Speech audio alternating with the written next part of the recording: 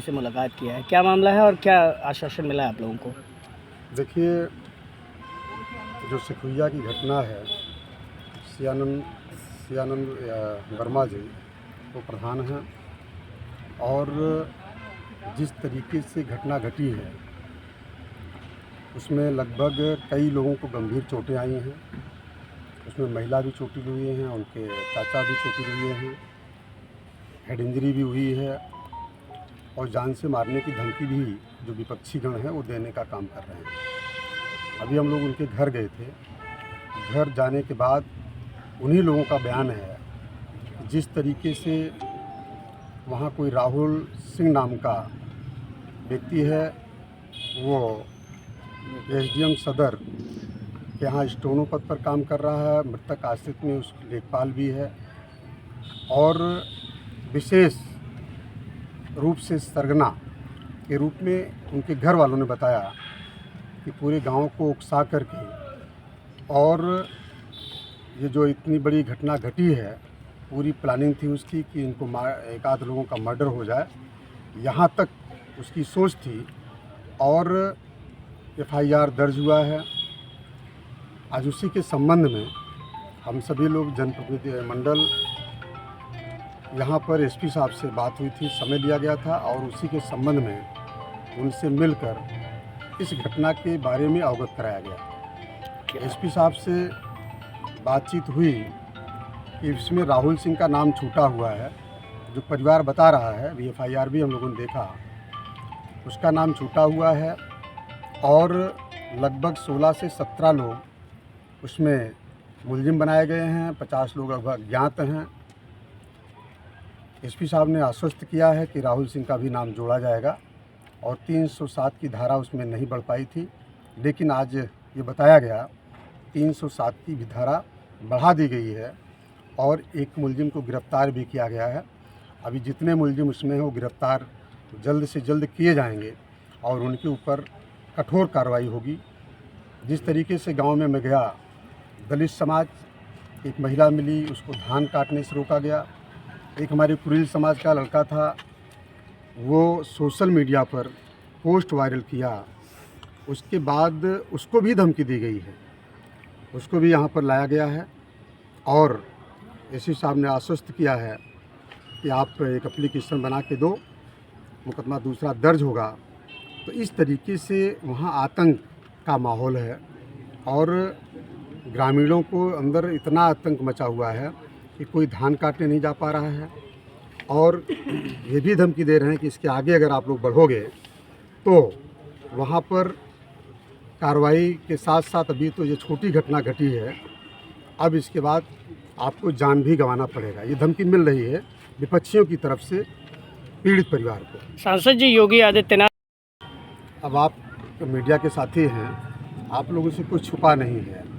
जिस तरीके से उत्तर प्रदेश का माहौल है, आज जिस तरीके से उत्तर प्रदेश में कानून का राज है, चाहे वो जिला अस्पताल हो, अभी जिला अस्पताल में इसी पीड़ित परिवार ने मुझे बताया कि जिस तरीके से तेज़ी के साथ काम होना चाहिए वो काम नहीं हुआ, 5-6 घंटा लगा। अभी कल एक घटना हमारे दलित समाज की थी, पिखौना की, वहाँ यहाँ तक आया कि वहाँ टाँका लगाने के लिए सुई और धागा तक नहीं था और उनको बाहर भेजा गया, बाहर से ले जा कर के उनको दिया गया है सीएससी अस्पताल पिखौना को।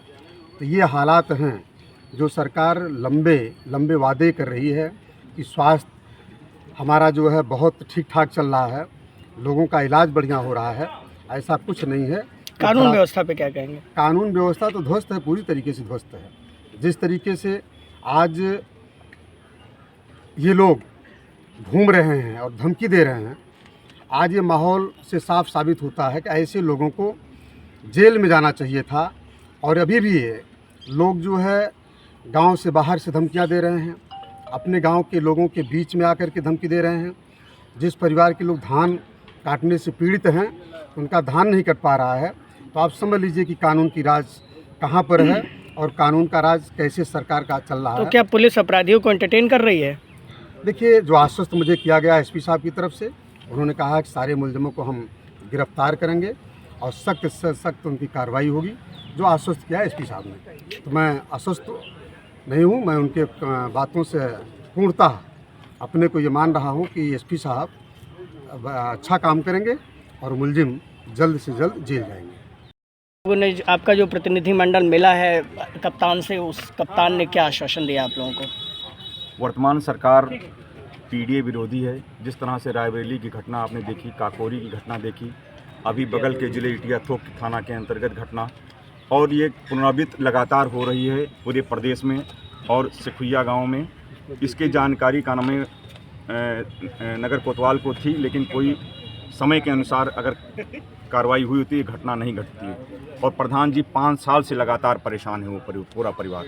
कप्तान साहब से हम लोग मिले, सांसद जी भी मिले, हमारे जो पूर्व विधायक जी हैं और जिलाध्यक्ष जी के नेतृत्व में हम लोग मिले, सारी घटनाक्रम हमने बताया। उस घटनाक्रम के अनुसार इन्होंने कहा कि एक मुलजिम गिरफ्तार हुआ है और कुछ और साक्ष्य हम लोगों ने प्रस्तुत किया है। उस पर उन्होंने आश्वासन दिया है कि उनके खिलाफ भी कार्रवाई होगी। हमने कप्तान साहब से मांग की है कि जो वहाँ के पीडीए परिवार है, उनकी खेती है, वो धान काटने के लिए खेत में नहीं जा पा रहे हैं, उनकी घेराबंदी आज भी कर रहे हैं। तो ऐसी व्यवस्था कराई जाए कि वो अपने फसल को भी काट सकें और भविष्य में इसकी घटना की पुनरावृत्ति ना हो। अगर ये घटना नहीं रुकती है तो हम लोग जिला मुख्यालय पर धरना प्रदर्शन करने के लिए भी तैयार हैं। कानून व्यवस्था को कैसे देख रहे हैं आप? कानून व्यवस्था ध्वस्त है। आज कहाँ है योगी जी का बुलडोजर? कहीं दिखाई पड़ा? इसलिए नहीं दिखाई पड़ा कि वो लोग प्रभुत्व और सामंती लोग हैं। बुलडोजर वहीं चलता है जहां पीडीए परिवार के लोग हैं। कानून व्यवस्था के नाम पर सबसे ज़्यादा अगर दलितों का उत्पीड़न हो रहा है तो उत्तर प्रदेश में एनसीबी का डेटा है। किस तरह आप लोग खुद मीडिया से जुड़े हुए हैं। 2014 से आज तक 24 या 26 पत्रकारों की हत्या हो चुकी है, अभी आज तक उनको न्याय नहीं मिला है। जब चौथा स्तंभ ही कमज़ोर है तो बाकी लोगों का क्या हाल है, ये आप लोग भलीभांति पूर्वक जानते हैं। पैर टूटे थे, कान पूरा काट दिया गया है गणासे से, उसका जो है एक्सरे तक नहीं हुआ है।